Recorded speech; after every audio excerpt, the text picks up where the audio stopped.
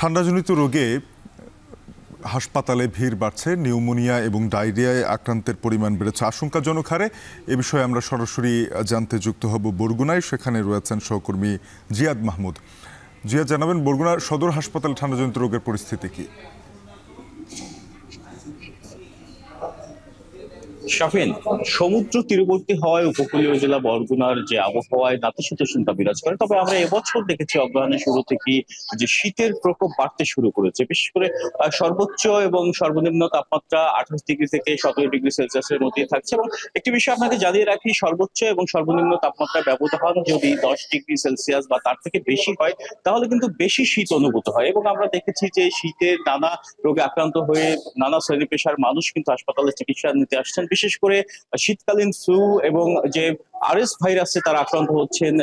আমরা দেখেছি এখানে কিন্তু হাসপাতালগুলোতে ইনফ্লুয়েঞ্জা, জ্বর, সর্দি, কাশি, নিউমোনিয়া এবং যে এখানে যে সাইনোটাইসিস এবং এখানে আমরা দেখেছি টনসিলাইটিস এবং সাইনোসাইটিসে আক্রান্ত হয়ে কিন্তু এখানে রোগীরা চিকিৎসা নিচ্ছেন। আপনাকে আরেকটি বিষয় জানিয়ে রাখি, আক্রান্ত রোগীদের মধ্যে আমরা লক্ষ্য করছি যে বেশিরভাগই কিন্তু শিশু এবং বয়স্করা। এখানকার হাসপাতাল কর্তৃপক্ষ আমাদের জানিয়েছেন যে গত 24 ঘন্টায় 10 জন শিশু শ্বাসকষ্টে আক্রান্ত হয়ে এই হাসপাতালে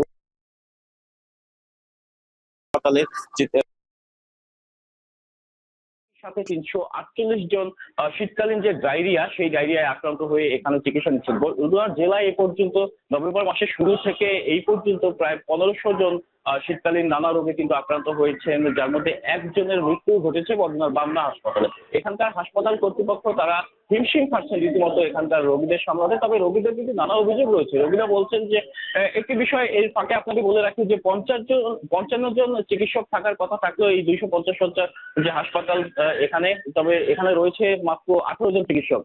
সেক্ষেত্রে এখানকার রোগীরা জানিয়েছেন যে চিকিৎসক রয়েছেন, তাদের বেশিরভাগই কিন্তু এই হাসপাতালে রোগী সেবার বিপরীতে তারা প্রাইভেট ক্লিনিক গুলোকে বেশি মনোনিবেশ করছেন বলে অভিযোগ এখানকার রোগীদের এবং রোগীরা জানিয়েছেন যে বিভিন্ন সময় জনবল সংকট থাকার ফলে এই হাসপাতালের যে পরিবেশ, সেই অপরিচ্ছন্ন পরিবেশে তাদের চিকিৎসা নিতে হয় এবং রোগীর যেখানে ভিড় বেড়ে যায় তখন শিশু ওয়ার্ডে কিন্তু ফ্লোরিং পর্যন্ত করতে হয়, যেক্ষেত্রে এই ঠান্ডার মধ্যে রোগীদের আরো কিন্তু আক্রান্ত হওয়ার একটা সম্ভাবনা থাকে বলে রোগীরা জানিয়েছেন। আরেকটি বিষয় যে এখানে 100 জনের যে 100 শয্যা বিশিষ্ট যে হাসপাতাল ছিল, সেইখান থেকে যখন 250 শয্যায় উন্নীত করা হলেও এখনো কিন্তু অবকাঠামোগত দিক কিংবা এখানকার নানা পরিবেশ পরিস্থিতি, জনবল কিন্তু সেই 100 শয্যার হাসপাতালের সেই কাঠামোতেই চলছে এবং যার ফলে এখানে দুপুর বেলায় যে খাবার বিতরণ করা হয় সেখানেও কিন্তু 100 জনের খাদ্য বিতরণ করা হয়। এখানে প্রতিনিয়তই প্রায় 300 থেকে 500 জনের মতো রোগী এই হাসপাতালে ভর্তি থাকলেও সেই পর্যন্ত কিন্তু খাবার কিংবা সেবা পৌঁছায় না বলে রোগীদের অভিযোগ। আরেকটি বিষয়, এখানকার হাসপাতালে আমরা যদি এই বছরের হিসাব আপনাকে জানিয়ে রাখি, এই গত 10 মাসে প্রায় 29,000 জন রোগী কিন্তু এই হাসপাতাল থেকে চিকিৎসা নিয়েছেন এবং এমার্জেন্সি বিভাগ থেকে প্রায় 59,000 রোগী চিকিৎসা নিয়েছেন। একই সাথে বহির্বিভাগ থেকে প্রায় 1,54,000-এর মতো রোগী এই হাসপাতাল থেকে চিকিৎসা নিয়েছেন। সেহেতু এখানকার যারা প্রান্তিক মানুষ রয়েছেন, খেটে খাওয়া মানুষ রয়েছেন, তারা বিপাকে পড়ছেন।